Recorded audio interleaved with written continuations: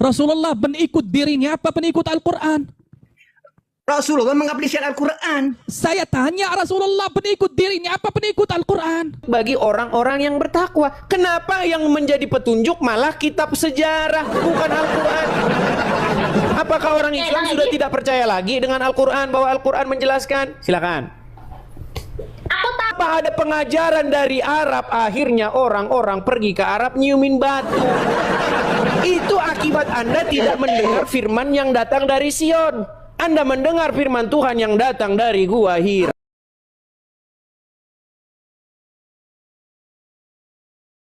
Kalau memang tidak mengikuti Nabi seperti apa sholat itu? Sedangkan sholat kata Allah, Inna sholata kanat 'alal mu'minina kitaban mawquta. Sholat itu bagi orang mukmin ada waktu-waktu yang tertentu. Sedangkan sampean itu enggak sholat. Gimana? Siapa bilang? Ya tadi itu sampean sholat cuma duduk-duduk. Siapa bilang, gitu Pak? Kan? Siapa bilang Bapak ini? Ya tadi itu sampean bilang. Enggak siapa bilang begitu. Allah bilang begitu. Ya udah, waktunya apa? Nah, waktu itu yang mengaplikasikan Al-Quran itu Nabi sebagai utusan. Karena kata Allah, Nabi laqad kana fi Rasulillah uswatun hasanah. Sungguh telah ada contoh yang terbaik pada dirinya Rasul Nabi Muhammad. Jadi kita mencontoh Nabi begitu. Siapa bilang, Pak? Dalam Al-Quran kan ada ayat laqad kana fi Rasulillah uswatun hasanah. Rasul itu pengikut dirinya apa pengikut Allah? Rasul itu sebagai utusan untuk penyampai wahyu. Iya, dia pengikut dirinya apa pengikut firman Allah? Mempraktekkan Al-Quran itu melalui Rasul. Iya, saya tanya. Bagaimana mungkin kita mengikuti Al-Quran? Iya, nggak usah ceramah deh. Udah. Aduh, saya tanya. Rasul itu pengikut dirinya apa pengikut Allah? Rasul itu, Bang, disuruh untuk menyampaikan kepada umatnya. Saya tanya, Rasul itu pengikut dirinya apa pengikut Allah?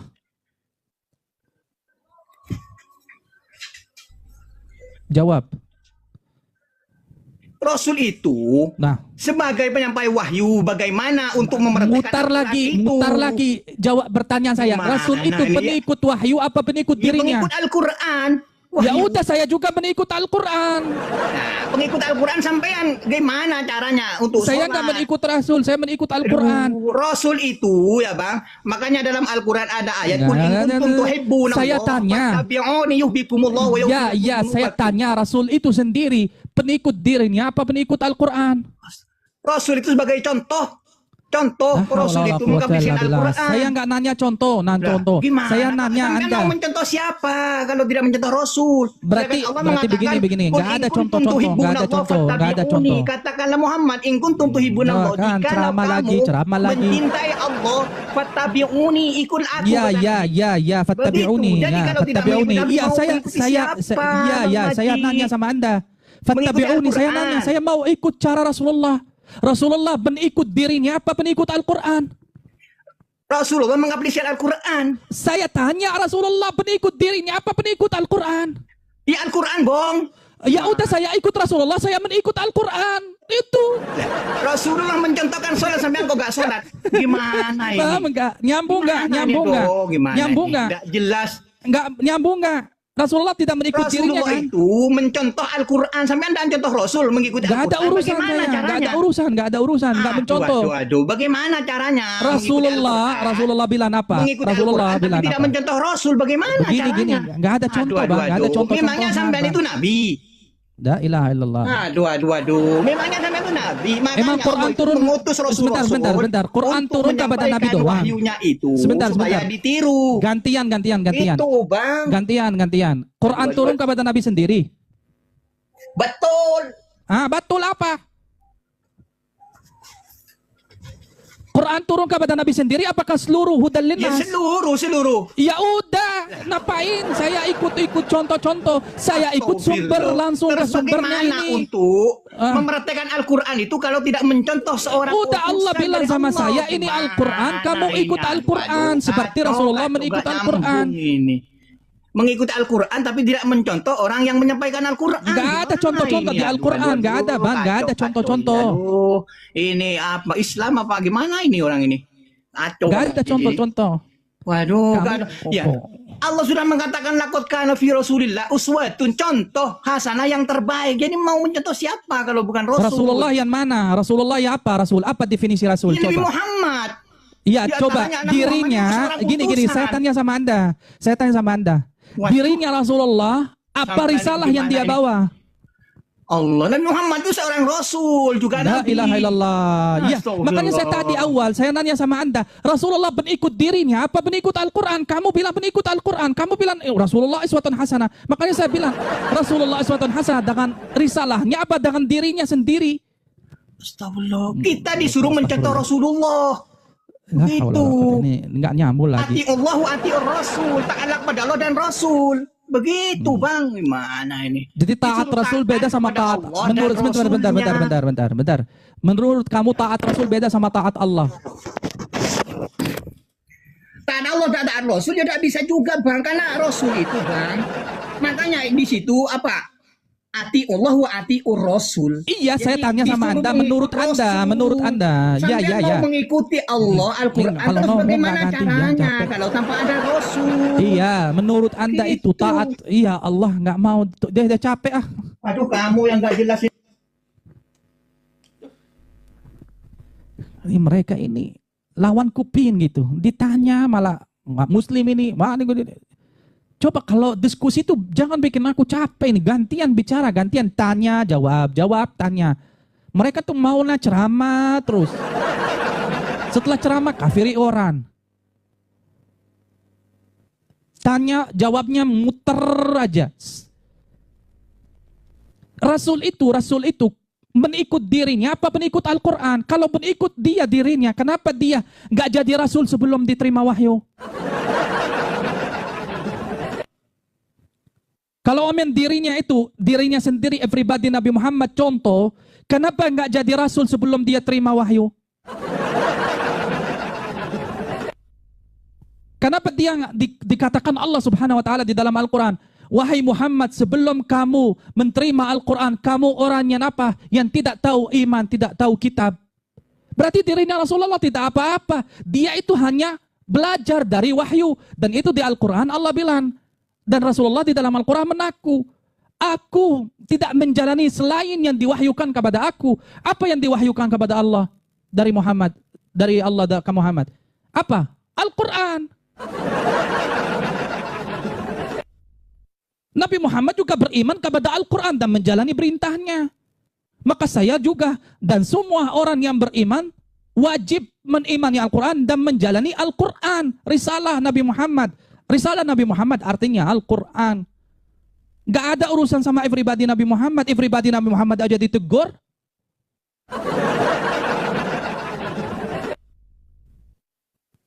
Nabi Muhammad itu keliru. Ditegur berapa kali. Kalau Nabi Muhammad dirinya jadi contoh, kenapa ditegur?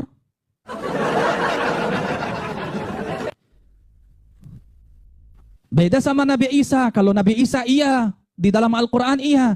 Nabi Isa itu adalah firman Tuhan sendiri. Beda konsepnya. Kalau Nabi Muhammad, dia sebelum terima firman Tuhan, belum apa-apa dia.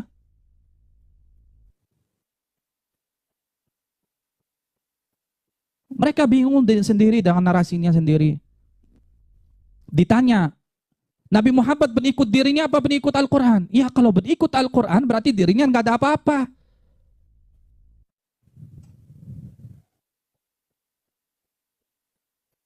Makanya dia walakum fi Rasulillah uswatun hasanah. Kamu baca ayatnya. Walakum fi Ibrahim uswatun hasanah. Ibrahim juga uswatun hasanah.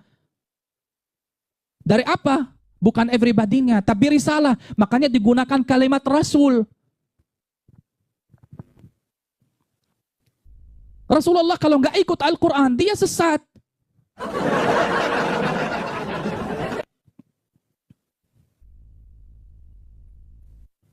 Bukan ikut dirinya, Rasulullah nggak mengikut dirinya, mengikut firman Tuhannya. Sumber. Maka Al-Quran bilang hudan linnas, bukan huda hanya Rasul Zawan. Maka saya nggak ada Rasul, sekarang nggak ketemu Rasulullah. Tapi apa? Saya diwariskan risalahnya. Itu yang penting. Apa? Al-Quran. Itu yang wajib saya ikuti. Dan itu yang ditanyakan Allah kepada saya di hari kiamat. Al-Qurannya, firmannya. Yang terjaga, yang mereka bilang terjaga. Bukan kitab karangan manusia.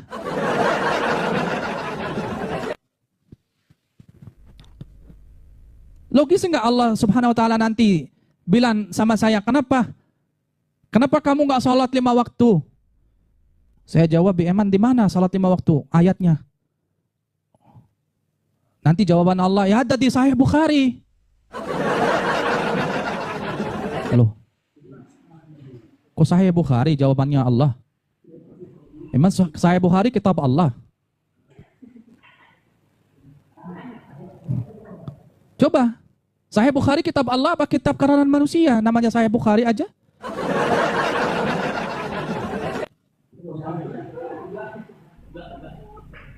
Makanya mereka itu maunya nggak mau bertanya, nggak mau ditanya, maunya terus.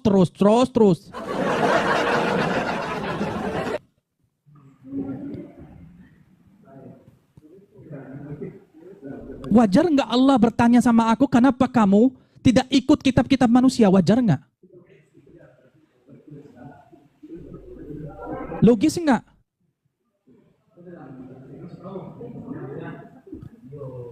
Saya tanya, di mana ayatnya salat zuhur 4 rakaat? Di mana ada salat 4 waktu, 5 waktu di dalam Al-Quran? Mana? Suruh kemana? Ke kitab manusia. Berarti kitab Allah ini Quran. Terus fungsi ayatnya al-yawma akmaltu lakum dinakum, apa itu? Ayatnya fungsinya, aku telah disempurnakan agama kepada kalian. Apa fungsinya ayat itu? Loh, ternyata belum. Karena agama ini setelah Nabi Muhammad banyak ada ulama, berkataan ulama, berarti agama ini nggak sempurna di waktu itu. Ya, karena banyak Quran di Al-Quran, banyak. Jangan naku-naku lah, berarti kalian itu Quran sempurna. Kalau sempurna, bagi orang Islam, berarti Qurannya cukup. Tidak butuh kitab-kitab lain untuk memuatkan kitab-kitab Al-Quran. Loh, kalian ini, kalau saya yakin, kalian bilang, kalau ada kitab hadis lebih cukup dari ada Al-Quran. Saya yakin kamu bilang gitu. Dan ada narasi seperti itu, ada ulama yang benar begitu bilang. Kalau Al-Quran nggak masalah. Tapi kalau nggak ada hadis, itu yang masalah. Jadi mereka mementingkan kitab-kitab manusia lebih dari kitab sucinya sendiri.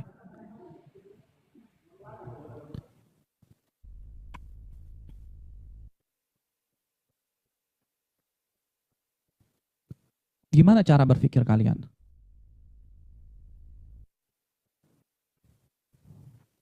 Dan rukun salat itu di mana? Dari mana itu? Rukun salat itu dari ijtihad ulama. Bukan dari Allah, bukan dari Rasul, tapi dari ijtihad ulama. Jadi salat kita yang tentukan benar nggak benar, terima nggak terima menurut ulama gitu, bukan menurut Allah lagi. Berarti Tuhannya itu otomatis ulama, bukan Allah lagi.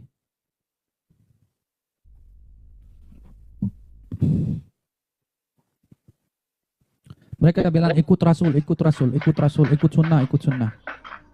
Nanti begitu dikasih hadisnya yang bagus, yang enak, nanti mereka bilang, oh ini nggak terima, nggak masuk akal. Loh, kalian katanya hadis Rasulullah itu semua terjaga gini, sunnah. Seperti Al-Quran. Kok main-main enak-enak, tolak-molak gitu. Mereka ini beragama itu nggak konsisten. On off. Ya, contoh, naik satu orang yang muslim yang cerdas deh, yang ahli pesantren gitu. Naik ke sini coba. Saya kasih contoh nanti. Lihat kalian gimana langsung dia melepas tangannya dari hadis itu. Nih, sebentar. Mana orang? Coba naik lagi ya, orang yang cerdas.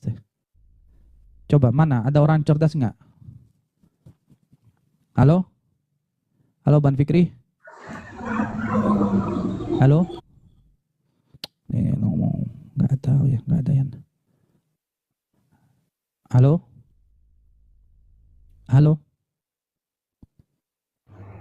Halo? Iya, kan akun kayak gitu.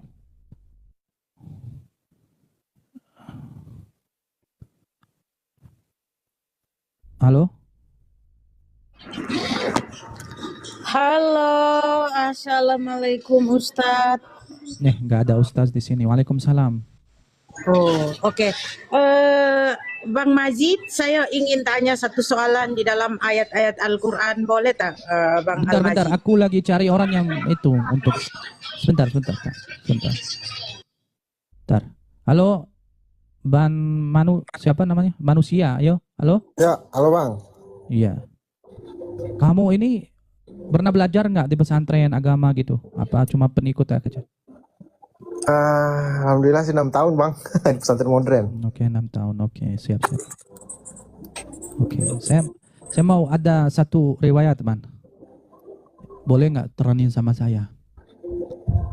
Di dalam Ad-Durarus Saniyah ada hadis dari Anas ibnu Malik dalam menafsirkan wal muhsanatu zatul azwajil harair illa ma malakat aymanukum fa idza huwa yara bima malaka al-yamin ba'san an yanza rajul jariyah min 'abdihi fayata'ahu. Jadi saya kasih tahu artinya ya. Dalam riwayat Anas bin Malik itu dia bilang, Anas bin Malik sahabat Nabi itu ya. Dia bilang, kalau lo punya budak dan budak kamu itu beristri, ya, walaupun suami istri ini budak kamu suami istri, tuannya berhak menggauli istrinya budak itu. Ini suami istri saya bicara ya. Menurut Anda ini aturan ini manusiawi apa enggak ini?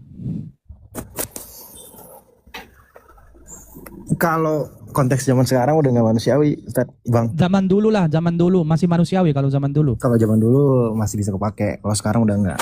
Oh, enggak, zaman dulu juga masuk akal gitu. Istri orang kita boleh. Zaman dulu, ya Dulu. karena Jadi Tuhannya beda, Tuhannya dulu sama Tuhannya sekarang beda gitu. bukan sih Bang. Tapi emang larangan dan syariat. Enggak, saya tanya Tuhan di sisi Tuhan, Bang. Kok nyalahin zaman kok? Kamu Kalau di masuk sisi- akal nggak itu? Aturan manusiawi enggak itu? Ya, Istri kalau orang dibilang- boleh dipakai gitu. Ini istri budak, tetap istri sah. Kalau Tapi pakai akal, dipakai sama tuannya boleh. kalau pakai akal sih emang nggak masuk sih. Nah, itu sunnah.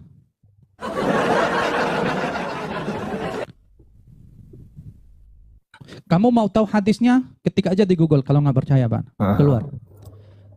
Dari Anas bin Malik, kalau bahasa Arab, Anas bin Malik qala fi qaulihi ta'ala wal muhsanati zatil azwaji. Menjelaskan arti daripada makna ayat muhsan dari yang punya suami.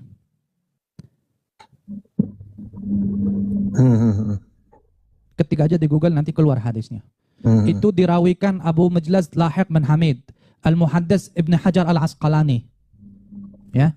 Di kitabnya Fathul Bari. Tahu kan Fathul Bari la Ibn Hajar Al-Asqalani? Iya, ya.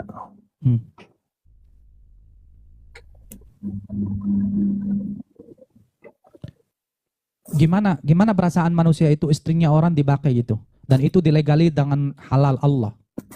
Nama Allah. Nggak tahu sih gue, Bang. Kalau nanya perasaan nggak tahu sih gue. Nah, itu agama ulama, Bang. Oke.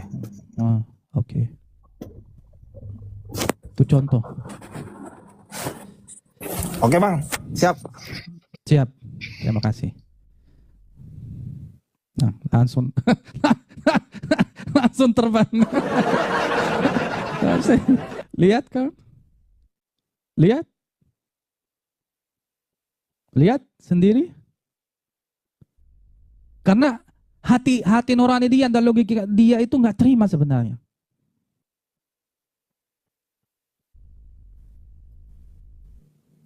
Dia mau bilang apa? Mau bela apa? Istri orang dibake-bake gitu. Atas izin atas nama Allah gitu. Istri orang. Terus yang namanya zina apa sih?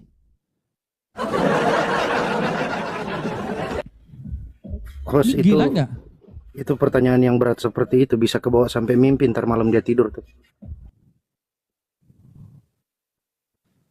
Iya, makanya saya bilang mereka itu bela, kita ikut sahabat Nabi, kita ikut sunnah, kita ikut itu. Begitu kasih mereka shock gitu. Thank you, Bang. Shock dengan itu.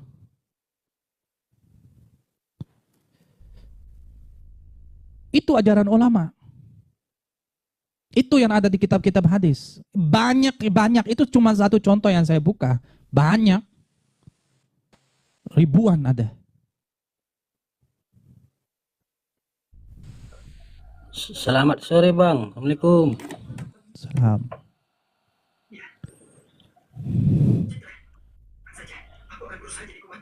Saya ini Bang Muslim tapi cuma mengikuti Al-Quran aja Bang, nggak percaya hadis. Apa bisa itu Bang? Boleh Bang? Gimana? Saya Muslim tapi saya tidak mempercaya hadis. Saya hanya percaya Al-Quran gitu Bang. Oke. Apa diperbolehkan gitu Bang? Gimana dalil Anda yang kamu dapatkan? Jangan tanya boleh nggak boleh. Dalam pencarian kamu itu ketemu membuaskan logika Anda atau tidak? Jangan nanya kepada orang, jangan sama taklid juga. Jangan nanya. Yang harus kamu itu tanya diri Anda. Diri Anda itu buas atau masih ada pertanyaan? Jangan tanya sama saya benar atau tidak benar. Itu pilihan Anda. Itu yang kamu harus memuaskan diri Anda sendiri, Bang. Jangan konsepnya taklid masih taklid. Jangan, lepaslah dirinya dari konsep taklid namanya. Kamu punya akal sehat, kamu punya kitab suci, punya fikir. Coba kamu cari sendiri kebenaran. Jangan tanya kamu ke orang lain, saya udah benar enggak? Yang enggak tentu orang yang kamu tanya itu udah benar.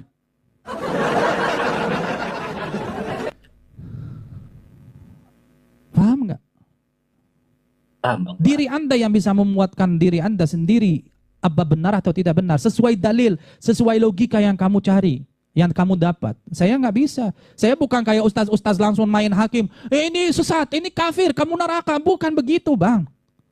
Karena mereka merasakan dirinya udah benar gitu, merasakan dirinya udah Tuhan. Kalau saya nggak begitu, Bang. Saya suruh Anda yang mencari sendiri, yang mencari jawabannya sendiri. Apakah saya udah benar atau tidak? Jangan tanya kepada orang lain. Saya udah benar atau tidak, atau ini begini atau begini, enggak. Sendiri yang kamu harus membuaskan diri sendiri. Makanya Al-Quran itu suruh kamu yang berpikir sampai kamu gimana mengetemukan kebenaran. Bukan suruh tanya orang, saya udah benar atau tidak, Bang. Paham? Paham Bang. Jadi begini Bang, satu lagi Bang. Kalau di Al-Quran tidak ada dikatakan untuk sholat, jadi Bang, sebenarnya kita tuh ngapain gitu Bang? Kerja. Ngapain? Maksudnya apa sih ngapain? Emang Allah cipta kamu untuk salat 5 waktu itu? Di Al-Quran kan Bang tidak ada perintah sholat untuk 5 waktu. Jadi Bang, untuk gantinya itu apa Bang? Nah? Jadi untuk gantinya itu di Al-Quran apa Bang gitu Bang? Bukan gantiannya Bang. Bukan gantiannya. Allah tidak minta sama kamu waktu-waktu atau salat itu bukan mintaan Tuhan. Salat itu adalah butuhan kamu, komunikasi. Hubungan Anda yang butuh Tuhan, maka kamu butuh komunikasi sama Dia. Caranya banyak, bukan 5 waktu, bukan 10 waktu. Tuntunnya waktunya kamu yang membutuhkan. Caranya kamu yang menentukan. Harus pahami konteksnya apa artinya salat itu. Salat 5 waktu termasuk salat. Salah satu contoh dari komunikasi sama Tuhan. Tetapi pertanyaannya, apakah itu berita Tuhan, dan kalau kita nggak melakukan berarti kita nggak salat? Bukan. Tapi apakah bertentangan? Enggak. Karena namanya komunikasi. Caranya kita yang pilih. Nyambung? Paham nggak? Paham Bang, paham. Ya. Orang yang hidup di Norway, Bang, 3 bulan nggak ada malam. Nggak ada malam, nggak ada sore, nggak ada. Salat Isya pakai apa mereka? Pakai jam tangan. Emang dulu ada jam tangan?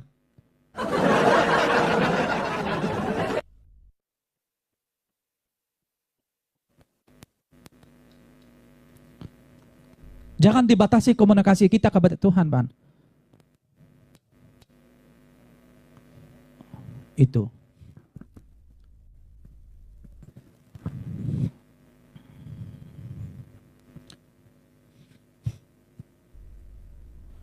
Jadi bang untuk berwudu itu bang memang harus itu bang berwudu itu. Gak ada kata wudhu di dalam Al-Quran.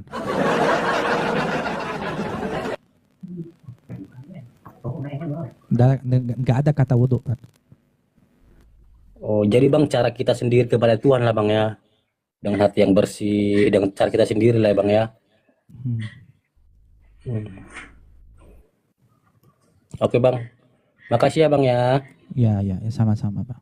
Sama.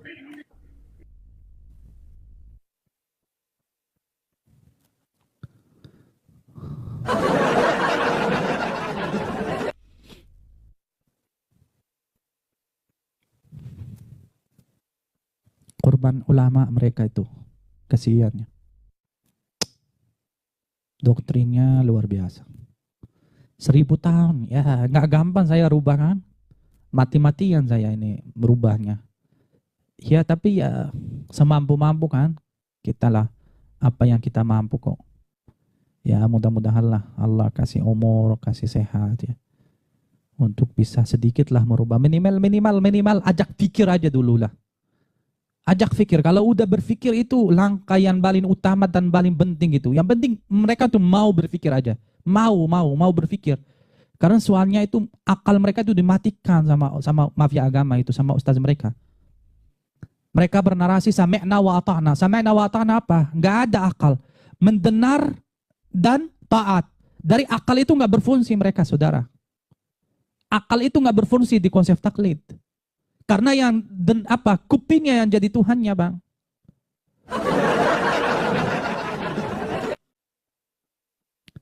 Padahal Al-Quran apa? Nggak suruh mendengar, Al-Quran suruh berpikir. Tapi ulama mereka mengajarkan mereka jangan berpikir, tapi mendengar langsung taat.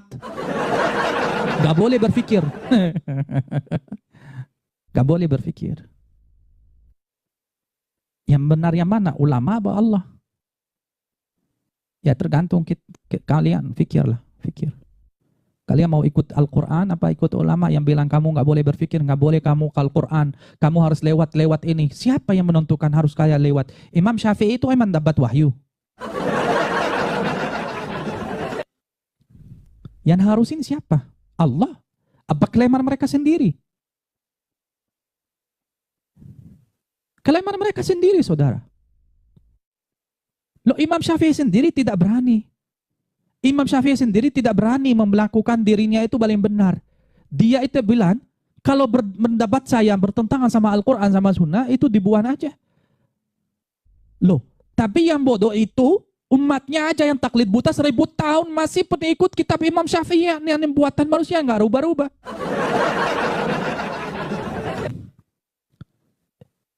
Mereka bilang ini, kalau saya bilang kalian menuhankan ulama dan ustaz, mereka nggak terima.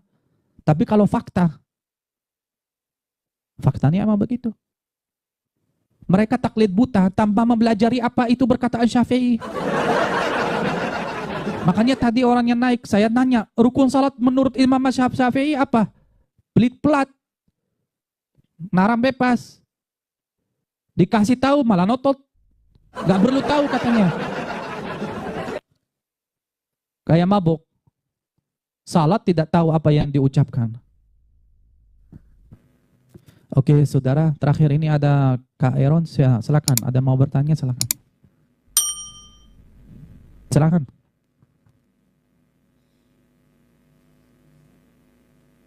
Halo?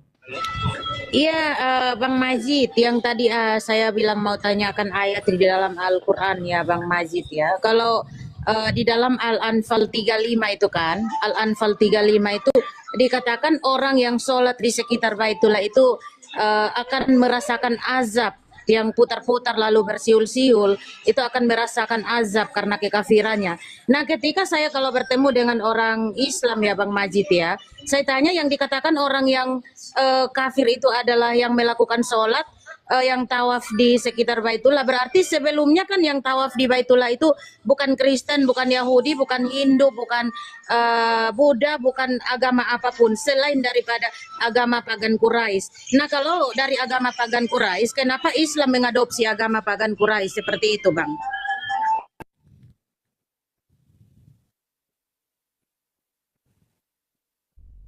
Al-Anfal 31. Al-Anfal 35. 35.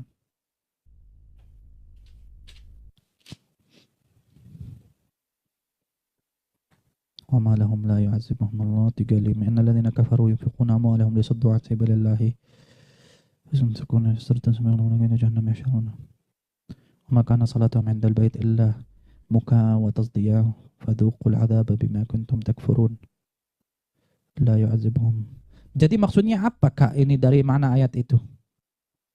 Maksudnya apa? Pertanyaan saya nggak paham, nggak nangkap poinnya. Wa maka Allah liya'adzibahum wa anta fihim wa maka Allah mu'adzibahum wa hum yastaghfirun.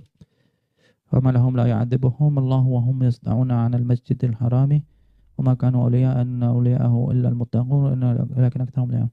Wa kana salatuhum 'indal baiti illa mukaa. Maksudnya pertanyaannya apa Kak? Apa hubungannya sama agama lain, apa Kristen, apa gitu, nggak apa hubungannya sih?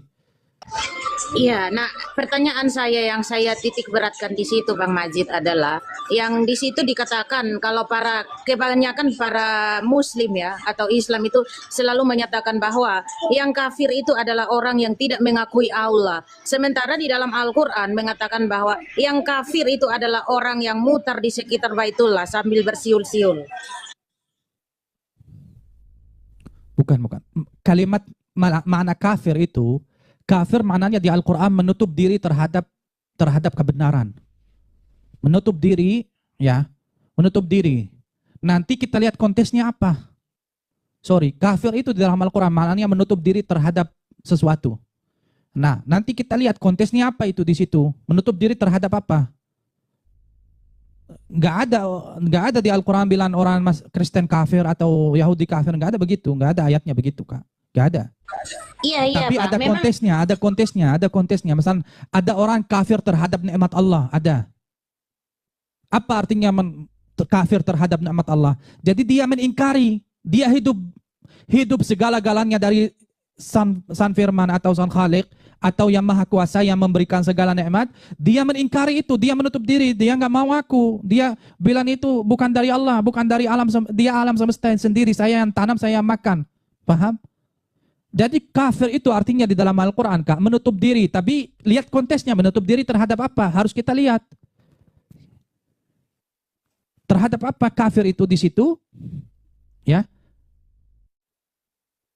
Bima kuntum takfurun, apa yang kalian telah mengkafiri. Jadi mereka itu mengingkari ayat-ayat Allah.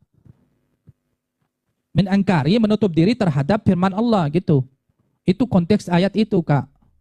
Jadi nggak ada hubungan sama kelompok atau aliran, nggak. Itu umum. Siapa orang yang menutup diri terhadap ajaran Allah atau firman Allah itu dikatakan mereka itu menutup diri, kafir gitu. Paham? Oke, ini kalau dari penjelasan Bang Majid saya bisa paham ya, karena memang secara eksplisit tidak dituliskan di dalam Al-Quran yang menyatakan kafir itu adalah Kristen, Yahudi atau apapun Nggak itu ada. ya agama-agama lain. Nggak ada. Tapi kebanyakan Bang Majid, ketika saya naik di komal-komal Islam yang dikatakan mereka itu banyak memahami Al-Quran ya. Ketika saya naik ke sana, saya ditanya agamamu apa? Kristen. Oh, ini kafir karena penyembah manusia. Nah itu ketika ada statement seperti itu, apa menurut pandangan Bang Majid? Kenapa kakak ladeni? Salah kakak bukan salah orang. Kenapa kakak itu kenapa kakak itu berduli dengan menilai orang-orang terhadap keyakinannya sendiri? Jangan kakak sendiri, saya muslim sama muslim dikafiri kok, tapi santai saja. Karena yang dikafiri saya masih manusia, bukan Tuhan kan? Makanya saya santai, Pak. Kecuali Tuhan ngomong sama saya, kamu kafir. Ya saya baru di situ, aduh kaget nih. Nah kalau masih yang nomor manusia, ya klaim sama klaim, ya udah ngapain saya ladenin kak.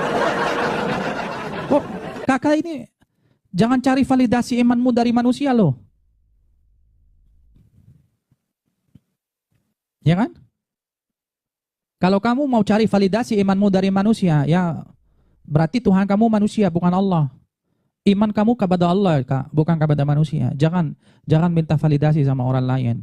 Paham nggak? Nggak tentu orang-orang yang ngomong seperti itu, mereka itu tentukan beriman atau tahu Tuhan, atau kenal Tuhan. Kenapa kakak menangkap perkataan itu? Makanya jangan kayak gitu. Iman kamu itu buat diri Anda sendiri. Kamu yang merasakan dirinya sendiri, kamu udah beriman, udah bertuhan atau tidak. Kalau diri kamu udah tenang, udah baik, udah jadi manusia yang baik, yang mensucikan dirinya, yang selalu dekat sama Tuhan, kamu sendiri yang merasakan iman itu. Orang lain Kak bisa merasakan iman. Orang lain Kak. Iman itu bisa dirasakan, bisa dihidupkan dalam hati. Firman Tuhan itu hidup di dalam diri kamu Kak.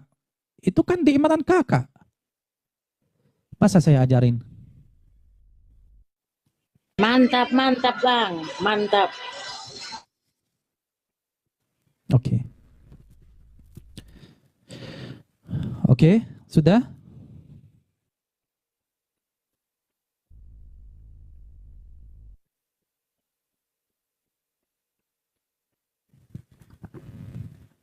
Tapi Bang tegas Hos, saya lagi. izin turun Bang Hos. Iya, ya, Ada siap. waktu kerja ya. Tegas Syukron lagi atas- ya. Iya, ya. Siap Hos. Ya, bismillah wal ibn wal ruhil kudus al ilahi wahid. Assalamualaikum. Wassalamualaikum warahmatullahi wabarakatuh. Oh, salat di sini ya. Oke. Jadi gini saudara, saya tegas lagi, di dalam Al-Quran tidak pernah menyatakan orang Kristen kafir, orang Yahudi kafir. Tidak pernah, tidak ada begitu. Panggil ulama manapun, panggil ustaz manapun itu ke sini, suruh ketemu saya. Mau siapa dia, ayo kita diskusi itu. Kalau dia bisa membuktikan Allah bilang orang Kristen kafir, orang Yahudi kafir, berarti ibunya Musa kafir. Karena dia Yahudi. Berarti 12 murid Yesus Kristus itu kafir.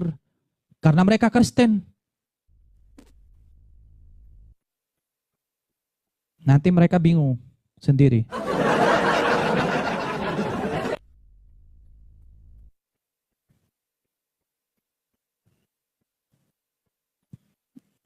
Iya, kalau di ulama ibunya Nabi Muhammad masuk neraka.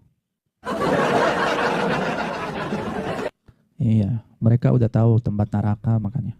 Ya kalau ulama iya, ibunya Nabi Muhammad masuk neraka, kafir. Kata.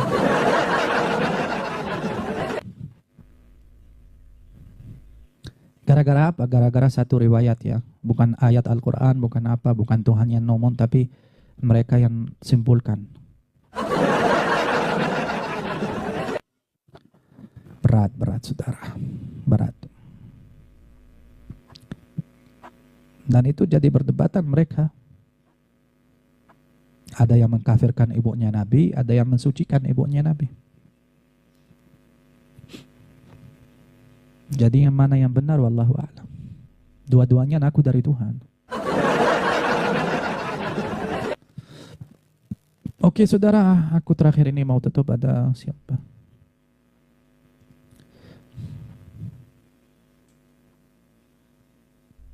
Halo?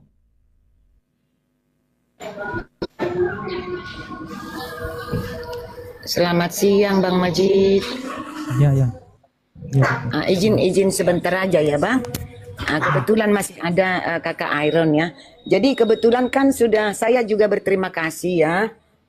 Saya berterima kasih kepada Bang Majid telah 3 hari berturut-turut menjelaskan makna yang sesungguhnya kata kafir ini.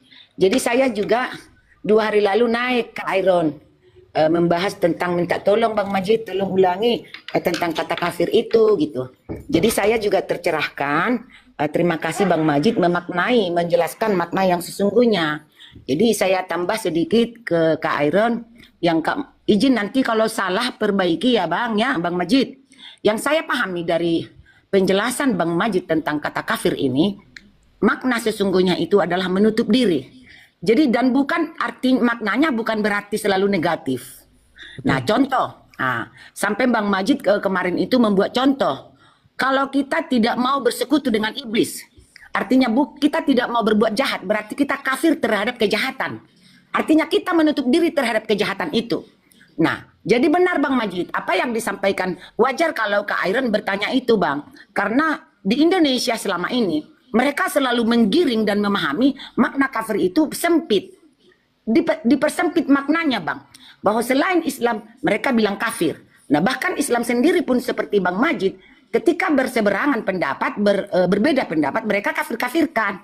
Nah, dengan Bang Majid menjelaskan makna sesungguhnya kafir ini, akhirnya saya tercerahkan Bang. Terima kasih Bang Majid. Semoga orang Indonesia kita ini semakin cerdas dan mau belajar supaya tidak mempersempit ruang pemahaman dari kata-kata yang tercatat di dalam Al-Quran itu sendiri yang notabene sebagai bahasa Arab. Nah, jadi saya berterima kasih kepada Bang Majid mencerahkan, membuat cerdas orang-orang Indonesia. Jadi kafir itu tidak bermakna negatif. Kafir itu tergantung konteks. Arti dasarnya adalah menutup diri.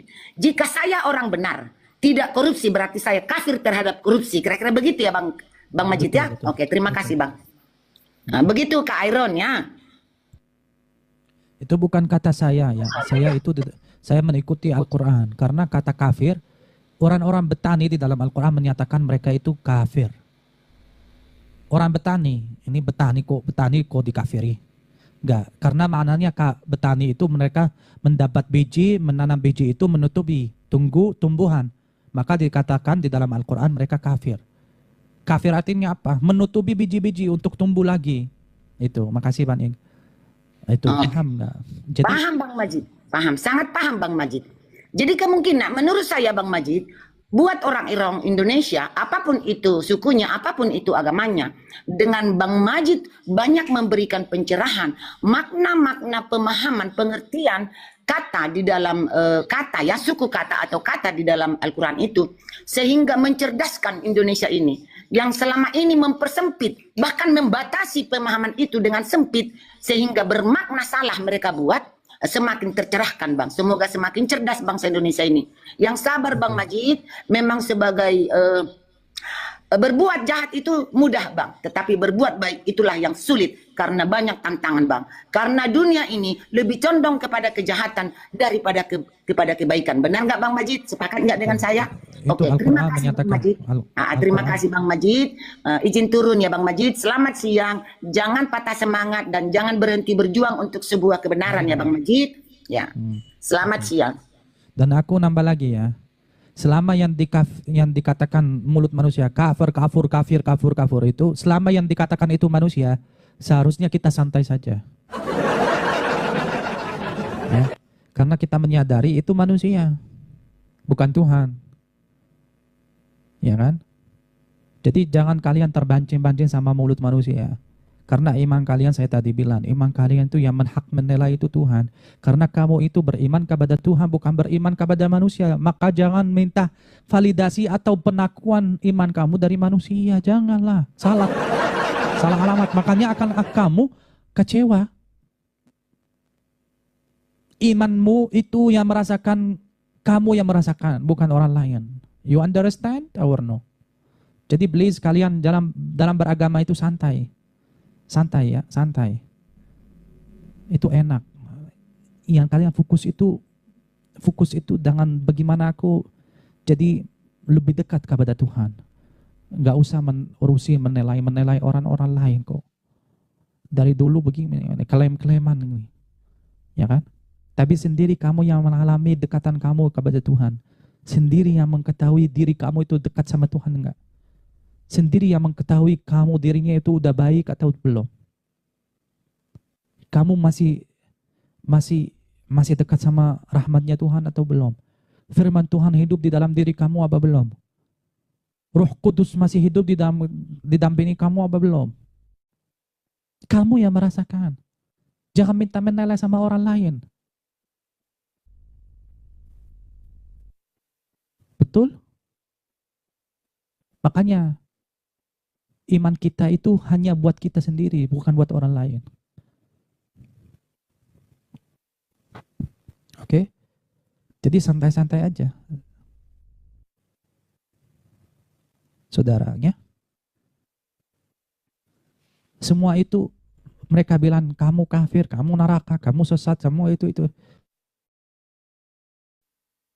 Iman dirinya udah dapat surga. Udah ada surat aman dari Allah Subhanahu wa taala. Udah dapat suratnya, udah. Tanya aja sama mereka. Kamu udah dapat surat, udah. Keamanan kamu, udah surga. Yang bilang kamu kafir, sesat, Kristen, menyembah manusia, bilang aja. Ya udah. Saya mau ikut kakak, tapi syaratnya saya mau lihat bukti dari Tuhan. Kamu udah di jalan yang benar. Terima kasih, Manaf. Tapi kalau nanti dia, wah, saya ditulis begitu, ya itu namanya klaim iman. Saya juga punya iman dan punya klaim. Validasinya mana? Ya nunggu akhirat. Tuhan yang menentukan, bukan kamu. Masing-masing menjalani imannya. Yang menilai Tuhan, bukan kamu.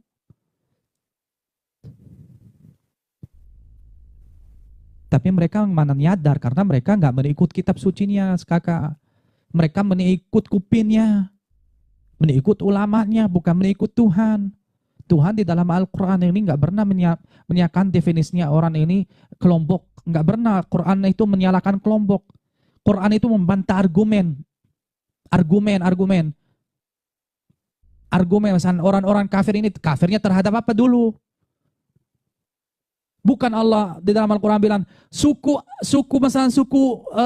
China neraka. Nggak pernah begitu. Allah itu langsung ke praktek orang. Makanya di dalam Al-Quran, amalmu itu yang bisa selamat kamu atau yang bisa membawa kamu ke neraka. Amalmu sendiri, bukan karena kamu lahir di Cina, di Arab, Kristen, Muslim, bukan kelompok, bukan aliran. Amalmu.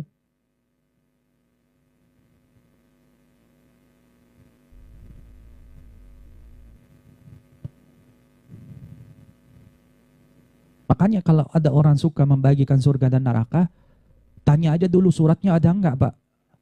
Dari Tuhan. Kalau udah ada suratnya, saya mau ikut juga. Saya nomor satu saya mau ikut. Tapi kalau sekitar aku klaim, narasi, interpretasi, logika begini gitu itu ya itu ngomong kosong semua. Semua orang juga punya iman, punya yakin dengan keyakinannya. Terserah Tuhan nanti yang menentukan mana yang benar, mana yang nggak benar. Siapa Anda kok menjadi Tuhan, ganti posisi Tuhan?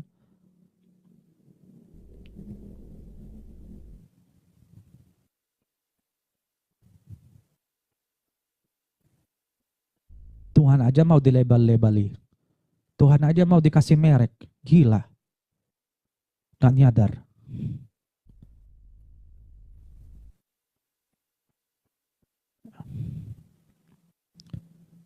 Jadi kalau orang Amerika, orang Cina, orang itu bukan hamba Tuhan. Mereka hanya Tuhannya itu bukan. Gila, ini cara berpikir gimana ya?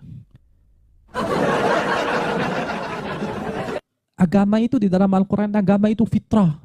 Tahu nggak fitrah? Fitrah manusia, agama. Itu agama. Jadi kalau manusia dia di Cina, di Jepang, di Himalaya, dia menjalani fitrah kemanusiaannya sebagai manusia, itu dia berarti beragama Tuhan, beragama Islam. Karena yang menciptakan fitrah Allah sendiri, bukan manusianya.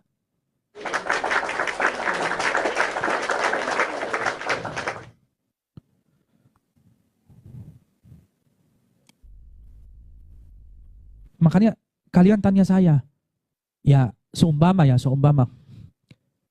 di dalam hati kamu pikir ini siapa yang masuk surga? Saya bilang semua orang bisa masuk surga. Ateis pun saya bisa masuk surga. Ateisnya, yang kalian bilang ateis bisa masuk surga. Kalau mereka menjaga amal mereka, menjaga kemanusiaannya, dengan dalil yang mereka sampai, itu bisa masuk surga. Kamu bilang, gimana mereka masuk surga nggak sholat, nggak begitu? Ya emang kamu yang sholat, emang akhlaknya kamu baik. Emang kamu udah salat 5 waktu, berarti udah kamu baik gitu. Tuhan apa yang kamu mikirkan begitu? Karena kamu pergi ke masjid 5 waktu, berarti kamu udah jamin baik. Berarti bisa bohongi orang, bisa begini.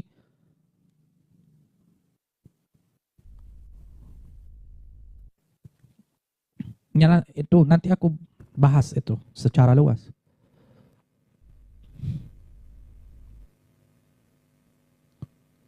Ya. Tuhan, saya udah berapa kali, Tuhan saya tidak bermerek.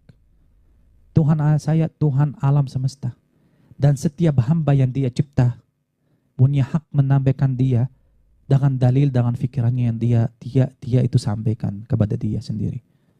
Asal menjaga fitrah kemanusiaan. Tapi kalau kita lihat Tuhan ulama, beda sama Tuhan yang di Al-Quran. Tuhan ulama kalau kamu nggak sholat, malah dibun. Tuhan apa itu? Dan salatnya harus ikut cara mereka, ulama mereka itu. Gila. Siapa yang tertarik dengan agama kayak gini? Murtad, kalau dia mau ganti agamanya, hukumnya dibun. Loh, saya lahir, berhak mencari kebenaran bebas. Itu hak asasi manusia. Berarti Allah nggak adil loh, karena kamu nasib kamu pewaris agama lahir di keluarga muslim, berarti kamu selamat. Tapi kalau orang lahir di Cina nggak selamat, karena dia nggak lahir dari orang tua muslim. Konsep apa yang kalian bangun kayak gitu? Tuhan apa yang kalian sembah? Nggak ngerti saya.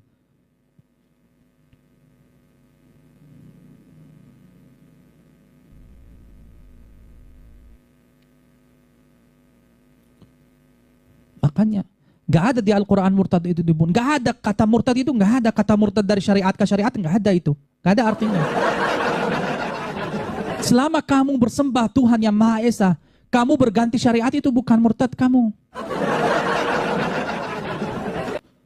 Kecuali kamu menembah sandal, itu namanya murtad, benar. Karena kamu mengganti sembahannya.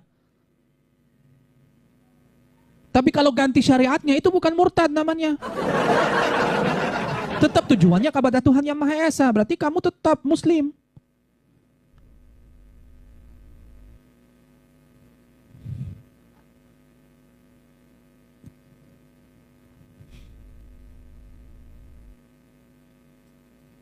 Kalau iya itu kalau udah nambah pohon bisan itu murtad itu.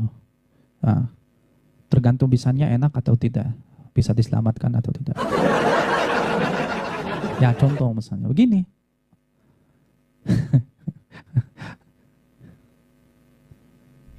Itu maksud saya, saudara. Oke, thank you teman-teman semua. Semoga sehat walafiat. Semoga kita. Bang Najib, saya barusan. Saya udah lapar, udah haus, lapar, capek. Apa? Oh iya, barusan dengar narasi Bang Najib itu. Tujuannya kemana? Ada dengar kalau ndak sholat dibunuh gitu. Saya di sini di Indonesia ndak pernah dengar kalau ndak sholat ndak dibunuh gitu. Ya, karena banyak orang-orang nggak sholat. Karena Indonesia, Bang, karena Indonesia hukumnya bukan ikut syariat Islam. Dan faktanya itu ndak dibunuh itu. Saya tahu. Iya, saya Dan tanya. lagi masalah sholat nggak sholat. Nah, sholat 5 waktu katanya. Itu rata-rata semua itu di kitab 5 waktu yang diterangkan dengan ustadz-ustadz lah. Coba Dan tanya guru ustadz kamu. Hukumnya orang nggak sholat di mazhab Syafi'i hukumnya apa? Tuh, coba tanya sama guru kamu. Jangan Indonesia bukan hukum Islam. Ya menurut Al-Majid itu yang benar yang mana itu Bang Najib? Itu menurut Bang Najib itu kalau nggak sholat 5 waktu itu salah gitu kan. Yang benar apa yang sholat atau tidak sholat atau bebas lah itu gimana yang benar Bang Najib? Itu cuma pertanyaan saya. Yang benar nggak pernah Tuhan minta kamu sholat. Tapi Tuhan menyuruh kamu kalau mau minta tolong sholat sama Dia. Itu aja. Jadi itu butuhan kamu, bukan butuhan Tuhan. Kamu yang menentukan. Ya. Itu jawaban saya. Yang benar gimana? Nggak, udah dah. Dan nanti besok. Butuh sholat gimana? Enggak, saya cuma nanya ini Mal Majid. Iya besok, udah saya bilang, udah haus, udah lapar, udah capek Ya, juga, 3 jam lebih. Narasinya Bang Najib kayaknya kalau sholat 5 waktu itu kayaknya merasa salah gitu. Yang benar Nggak ada yang bilang salah, Bang. Gimana gitu? Gak pernah saya bilang orang sholat. Cara bicaranya tuh Bang Najib, sholat 5 waktu. Kalau nggak sholat dibun-bun gitu. Kan merasa salah kalau dibunuh itu kan salah gitu. Sedangkan di praktek di Indonesia udah saya udah cukup lah tadi gitu. Udah lawan 3 orang 3 helikopter, saya udah nggak kuat lagi Bang Iman. Enggak mau melawan, enggak mau.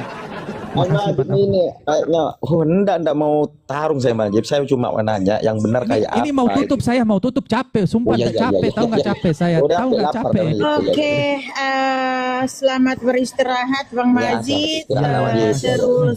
Terus mengabarkan kebenaran buat mereka yang masih belum mengerti.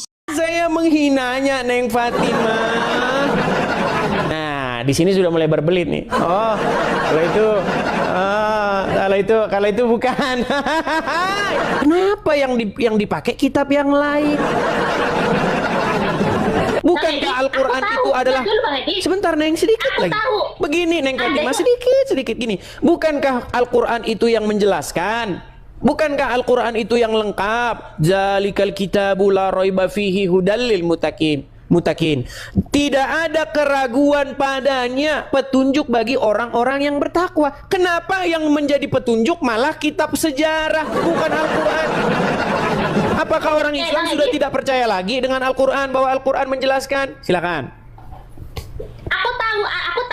Aku udah tahu kalau ada itu, udah tahu sebenarnya kalau di Al-Quran ini nggak tertulis tentang nabi yang dari keturunan Ismail. Anda itu menjebak orang Islam. Maka justru karena itu kenapa sekarang Anda udah gede, jangan kayak anak-anak. Begini Neng Fatimah yang cantik jelita, yang semua laki-laki akan senang melihatnya. Dengarkan Neng Fatimah, begini. Tidak ada di dalam Al-Quran itu ada ayat yang menyebutkan bahwa Allah itu berfirman kepada keturunan Ismail. Tidak ada ayat yang menyebutkan bahkan satu saja nama keturunan Ismail. Ya, bentar dulu Bang Edis. Kalau ada karena tidak ada, lalu kenapa sekarang disebarkan? Lalu kenapa sekarang disebarkan sebuah gosip, sebuah kabar bohong bahwasanya Allah berfirman kepada keturunan Ismail? Siapa? Ada di Al-Quran memang tidak tertulis, tapi Anda bisa mencarinya di sejarah-sejarahnya gitu Bang Edis. Berarti Al-Quran tidak menjelaskan. Tetap menjelaskan. Ya sudah, tolong jelaskan siapa keturunan Ismail menurut Al-Quran. Bang Edis, Anda jangan menjebak. Bukan menjebak Neng Fatimah. Saya ingin bertanya dengan sungguh-sungguh, di mana di dalam Al-Quran bahwasanya keturunan Ismail jadi nabi. Siapa namanya? Bang Edis, aku tahu Anda tuh suka menjebak. Nah, sekarang aku tanya lagi, balik ke Anda aja. Anda sukanya nanya, tapi Anda nggak mau ditanya balik. Boleh seputar agama ini, seputar tema ini boleh. Coba Tuhan mengikat perjanjiannya dengan Abraham dan keturunannya. Nah, Abraham dan keturunan yang dimaksud di situ adalah yang berasal dari Ishak. Makanya Tuhan berfirman kepada Ishak. Tuhan berfirman kepada Yakub, Tuhan berfirman kepada keturunan Yakub, ada di situ Musa. Lalu Tuhan berfirman lagi kepada bangsa Israel. Makanya selalu saja di dalam Al-Quran itu, ya Bani Israel, ya Bani Israel, nggak ada, ya Bani Arab, nggak ada di dalam Al-Quran ya Bani Arab. Lalu kenapa sekarang ada kabar bohong bahwasanya ada firman Tuhan dari Arab? Tidak ada firman Tuhan dari Arab. Firman Tuhan seperti kata Mazmur, Tuhan memberitakan firman-Nya kepada Yakub, hukum dan ketetapan-ketetapannya kepada Israel. Ia tidak berbuat demikian kepada bangsa lain, dan bangsa-bangsa lain tidak mengenalnya. Makanya firman Tuhan, pengajaran datang dari Sion, datang dari Israel. Lalu kenapa ada pengajaran dari Arab, akhirnya orang-orang pergi ke Arab nyiumin batu? Itu akibat Anda tidak mendengar firman yang datang dari Sion. Anda mendengar firman Tuhan yang datang dari Gua Hira. Bentar, Anda bahas keturunan Nabi Ibrahim kan. Itu kan istilah Nabi Ibrahim kan ada dua. Yang satu Siti Hajar, yang satu Sarah kan. Tapi itu tidak ada dalam Al-Quran juga, Neng Zara. Nggak ada juga dalam Al-Quran. Coba. Coba Neng Zara, begini, Neng Fatimah, Neng Fatimah yang cantik, yang ayu, dengar dulu, Neng Fatimah yang cantik nan ayu, dengar ya. Gini, ketika kita membaca Al-Quran, nggak ada di dalam Al-Quran itu ada ayat Ibrahim punya istri dua, namanya Hajar, namanya Sarah, nggak ada itu dalam Quran. Itu adanya di dalam Bible. Kan aku bilang kalau Al-Quran itu kitab penyempurna dari kitab yang sebelumnya gitu Bang Edi. Kenapa menyempurnakan malah justru tidak jelas, tidak lengkap nih? Kalau menjelaskan seharusnya dia lebih lengkap nih. Ada satu ayat dalam Al-Quran bunyinya begini nih. Nih, saya tunjuk ya. Ini ayat Al-Quran loh. Coba nih, baca nih. Nih, surat Hud ayat yang pertama. Nih, Alif Lam Ra.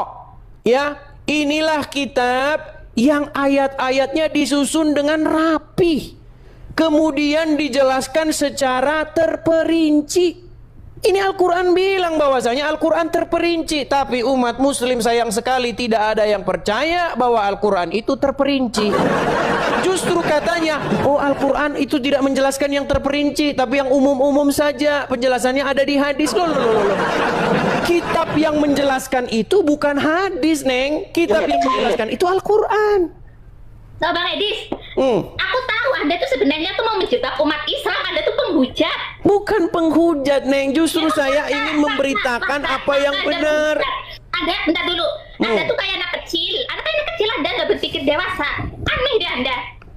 Anehnya di mana? Saya mengatakan bahwasanya anak kecil. Begini, Neng Fatimah. Saya bilang di dalam Al-Quran itu tidak ada loh istri Ibrahim itu namanya Hajar, istri Ibrahim itu namanya Sarah. Itu nggak ada dalam Al-Quran. Tapi ada dalam sejarah, Iya, sejarahnya ngambil dari Bible. Katanya Al-Quran kitab yang lengkap, terperinci, menjelaskan segala sesuatu seperti ayat ini. Tapi faktanya di lapangan yang menjelaskan malah kitab sejarah. Ini kunaon sih, ini gimana? Coba. Aku tuh udah tahu taktik Anda gitu, udah tahu. Ini bukan taktik, Neng. Tolong jangan berpikiran yang negatif kepada saya dulu. Saya ini ingin memberitakan apa yang sesungguhnya, yang selama ini sudah dipelintir-pelintir. Katanya, coba kalau ditanya umat muslim, Al-Quran itu memelintir, mana buktinya, mana ayatnya? Begini, Neng, oke. Kalau kita tanya Al-Quran, seandainya Al-Quran ini ChatGPT, kita tanya ya, wahai Al-Quran, kitab apakah yang menjelaskan segala sesuatu? Pasti Al-Quran menjawab, saya. Nggak mungkin Al-Quran bilang, oh kitabnya tetangga. Tidak mungkin Al-Quran akan berkata, Al-Quran, kitab apa yang menjelaskan segala sesuatu? Kitabnya orang Kristen. Nggak mungkin dia bilang begitu. Pasti dia bilang, sayalah kitab yang menjelaskan segala sesuatu. Tertulis di dalam surat Hud ayat yang pertama. Rinci, jelas, dijelaskan secara teratur, terperinci. Kurang bagaimana lagi ayat Al-Quran mengatakannya? Coba. Iya, ya aku tahu Bang Edis, aku tahu.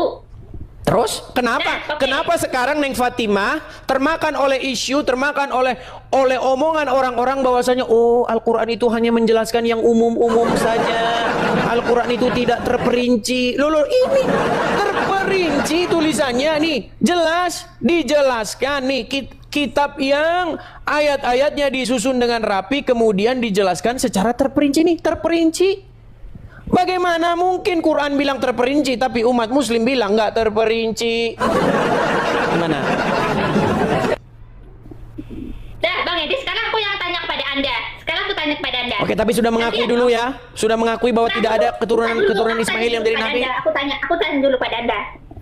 Iya, maksudnya Neng Fatimah sudah mengakui sekarang bahwasanya tidak ada keturunan Ismail yang jadi Nabi.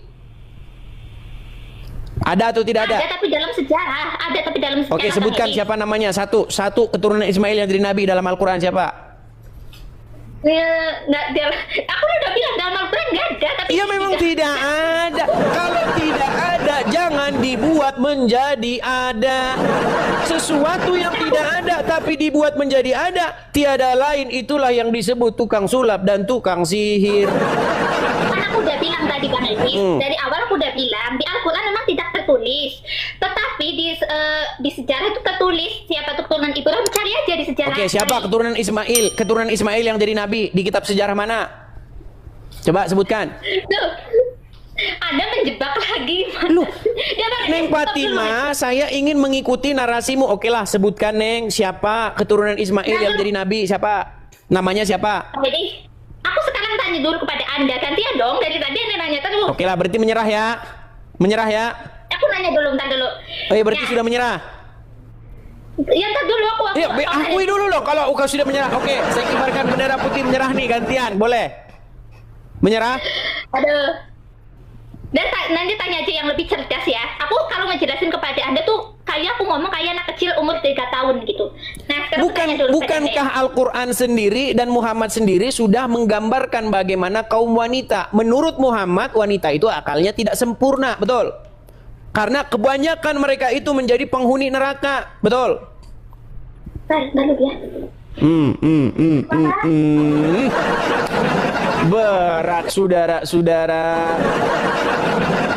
Neng Fatimah, di dalam agama Islam disebutkan bahwa wanita itu kebanyakan penghuni neraka itu adalah kaum wanita.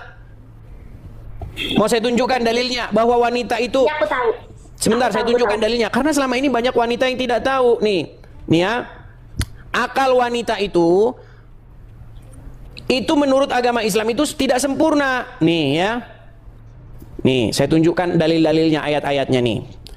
Nih ya, saya tampilkan ya. Saya balikkan sebentar, Neng Fatimah. Nih, saya bacakan sebentar. Saya tampilkan dulu di balik layar saya. Sebentar, saya balik sebentar, Neng. Karena banyak ini kaum wanita tidak tahu ini, dan banyak yang terguncang ketika mereka mengetahui ini. Nih, saya bacakan ya. Nih, artinya, ini Arabnya atasnya ya. Aduh, ini saya hapus dulu. Nih, ini Arabnya atasnya, ini artinya nih. Nih, diriwayatkan dari Abdullah bin Umar bahwa Rasulullah SAW bersabda, "Wahai kaum wanita, bersedekahlah kamu dan perbanyaklah istighfar, karena aku melihat banyak di antara kalian adalah penghuni neraka." Lantas seorang wanita yang pintar, perhatikan ini, seorang wanita yang pintar di antara mereka bertanya, "Wahai Rasulullah, kenapa kaum wanita banyak menjadi penghuni neraka?" Rasulullah SAW menjawab, "Kalian banyak mengutuk dan mengingkari." Maksudnya mengingkari pemberian nikmat dari suami. "Aku tidak melihat," ini kata Muhammad nih, "aku tidak melihat kaum yang kurang akal." Nah, ini perhatikan ini, kurang akal nih. Aduh, Fatimah dikatakan kurang akal. "Aku tidak melihat satu kaum yang kurang akal dan agamanya itu lebih banyak daripada yang memiliki akalnya kecuali dari golongan kalian." Nah, ini lanjut lagi ya. Wanita itu bertanya lagi, "Wahai Rasulullah, apa maksud kekurangan akal dan agama itu?" Rasulullah SAW menjawab, "Maksud kekurangan akal ialah persaksian 2 orang wanita sama dengan persaksian seorang laki-laki." Ini ada dalam surat Al-Baqarah. Bahwasanya wanita itu 2 orang baru itu setara dengan laki-laki. Jadi kalau dibawa pengadilan, wanita itu nggak bisa sendirian bersaksi, harus 2 orang. Nah, kalau laki-laki itu setara dengan 1 laki-laki ya. Inilah yang dikatakan kekurangan akal. Begitu juga kaum wanita tidak beribadah kala malam-malam dan seterusnya dan seterusnya. Hadis riwayat Bukhari, begitu. Ini sudah mengakui sekarang kurang akalnya Neng Fatimah. Sudah mengakui. Sudah mengaku. Kalau Rasulullah yang bilang ini langsung diam ini. Tapi kalau saya yang bilang dibantah terus, mengerikan saudara-saudara. Yuk silakan. Saya balik lagi kamera saya ini. Betul, kaum wanita kurang akalnya. Iya. Terdiam. Kurang akal, betul. Itu kan bukan kurang akal, tapi perbedaan kesaksian gitu. Justru kenapa 2 orang wanita setara dengan kesaksian 1 orang laki-laki? Kalau kita ke pengadilan, ada 2 orang wanita nih ngomong, saya lihat dia yang nyuri. 2 orang wanita ngomong gitu, ya kan? Itu setara dengan 1 orang laki-laki, imbang. Tapi kalau ada 2 orang laki-laki lawan 2 orang wanita bersaksi, atau 1 orang laki-laki dengan 1 orang wanita, kalah wanita itu. Begitu, kesaksiannya setara dengan 2 orang. Seorang pria itu setara dengan 2 orang wanita, karena akalnya tidak sempurna. Mana? Sekarang aku tanya balik kepada Anda. Silakan. Gantian dong. Silakan. Saya mau tanya. Boleh. Yang turun ke bumi, manusia tahu Tuhan, gitu. Simpel aja. Bukan, Muhammad juga Tuhan dalam agama Islam, Fatimah. Kata Tuhan itu dalam bahasa Arabnya adalah Rob. Tuhan itu kan bahasa Indonesia. Di dalam Al-Quran itu nggak ada kata Tuhan karena ditulis pakai bahasa Arab. Di dalam Bible pun nggak ada kata Tuhan karena itu bahasa Indonesia. Di dalam Bible itu kata yang Tuhan itu disebut dengan Kurios bahasa Yunaninya, atau Adonai bahasa Yunaninya, bahasa Ibraninya. Nah, bahasa Arab dari Tuhan itu Rob. Rob itu bisa dikenakan kepada manusia, dan menurut Ustadz Yusuf, menurut Ustadz Wafi, menurut Ustadz Rashid, Muhammad itu Robnya umat Muslim. Shalom sahabat Bible Bee Channel dimanapun Anda berada. Puji Tuhan berjumpa lagi bersama saya. Bagaimana kabar saudara? Semoga saudara selalu dalam keadaan sehat dan selalu dalam perlindungan Tuhan. Sebelumnya saya mengucapkan terima kasih banyak untuk saudara yang selalu setia mendukung pelayanan Bible Bee Channel dengan cara like, komen, dan juga subscribe, serta selalu setia membagikan setiap video yang ada di channel ini. Tuhan Yesus memberkati saudara. Saudaraku yang dikasihi Tuhan kita Yesus Kristus, seringkali kita mendengar banyak pendapat tentang Yesus, tapi tidak semuanya itu berasal dari pemahaman yang utuh. Dalam banyak debat apologetika, kita sering melihat bagaimana fakta tentang Yesus diperdebatkan, bahkan seringkali diputarbalikkan. Namun penting untuk diingat bahwa kebenaran tidak ditentukan oleh siapa yang paling keras berbicara, tetapi oleh apa yang benar-benar terjadi dan dapat dipertanggungjawabkan. Yesus bukan sekedar tokoh sejarah biasa, bahkan banyak sejarawan non-Kristen mengakui keberadaannya. Yang sering menjadi perdebatan bukanlah apakah Yesus ada, tetapi siapa dia sebenarnya. Disinilah sering muncul berbagai opini yang mencoba meragukan, menafsirkan ulang, atau bahkan menolak hal-hal yang sudah jelas tertulis dalam Injil. Sebagai orang percaya, kita tidak dipanggil untuk membalas dengan emosi atau kebencian, tetapi dengan kebenaran yang disampaikan dalam kasih. Yesus sendiri tidak pernah memaksa orang-orang untuk percaya, tetapi dia selalu mengundang, datang dan lihat. Artinya, setiap orang punya kesempatan untuk mencari dan mengenal kebenaran itu secara pribadi. Bagi yang mungkin masih ragu atau belum mengenal Yesus, penting untuk membuka hati dan pikiran. Jangan hanya menerima informasi dari satu sisi atau dari orang-orang yang memang sudah punya tujuan untuk menolak Yesus. Cobalah membaca langsung Injil, melihat bagaimana pribadi Yesus, ajarannya, dan kasihnya yang nyata. Jadi iman bukan berarti menutup logika, tetapi justru mengajak kita melihat lebih dalam, bukan hanya dengan akal, tetapi juga dengan hati. Banyak orang yang awalnya menolak, justru mereka berubah setelah benar-benar mencari dengan jujur, mencari dengan sungguh-sungguh, dengan hati yang tulus, dengan kerinduan yang dalam, dengan kehausan akan kebenaran. Jadi kiranya setiap kita tidak hanya terpaku pada debat, tetapi kita benar-benar mencari kebenaran itu sendiri. Karena ketika hati terbuka, kebenaran tidak lagi sekedar argumen, tetapi itu menjadi pengalaman yang mengubah hidup kita.